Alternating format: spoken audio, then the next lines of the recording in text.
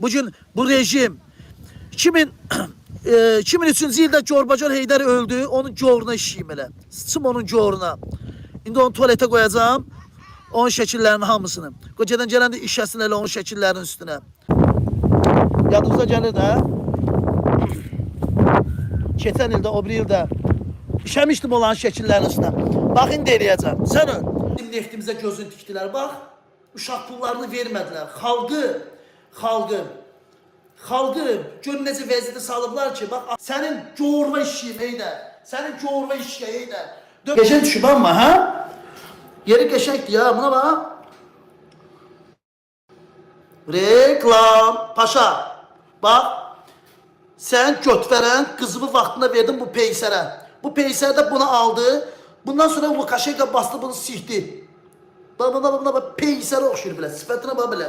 Qadina yobana vrod bilə. Heydər Əliyev, ad günü mübarək, bir də sənin ad gününü təbrik edirəm. Təbrik edirəm. Yerin o gün olsun, bax, Azərbaycanda gələk, hamımız bir yerdə corva sıçaq. Heç nə demirik. Hamımız bir yerdə Heydər Əliyev corva sıçaq, ad gününü təbrik edək. Çünki Azərbaycanı bərbad bir vəziyyətə salmışsınız. Sizin corvunuzu, sizin nəslinizi itəliyim mən. Heç nə demirəm mən. Elə qalın burada, gələn işləyər üstünüzə. İzləyicilər, sizinlə mən siyasi bloger Elnur Aliyevdir. Necəsiz? Günümüz uğur olsun inşallah. Ümidvaram yaxşısınız. Ümidvaram hər şey gözəldir.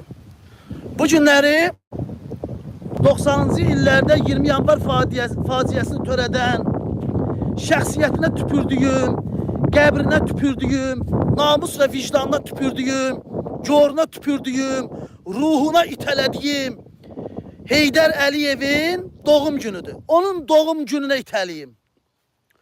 Heydər Əliyevin bilirsiniz də 90-cı illərdə insanları 20 yanvar faciəsini törədən bu diktator rejim, şərəfsiz, Xocalı faciəsini törədən, necə deyim, insanlara zülm verən, haqlarımızı, hüquqlarımızı tapdalayan, xalqın mənafeyini, nə bilim, tapdalayan, xalqın qeyrətini, namusunu tapdalayan bu şərəfsiz Heydər Əliyev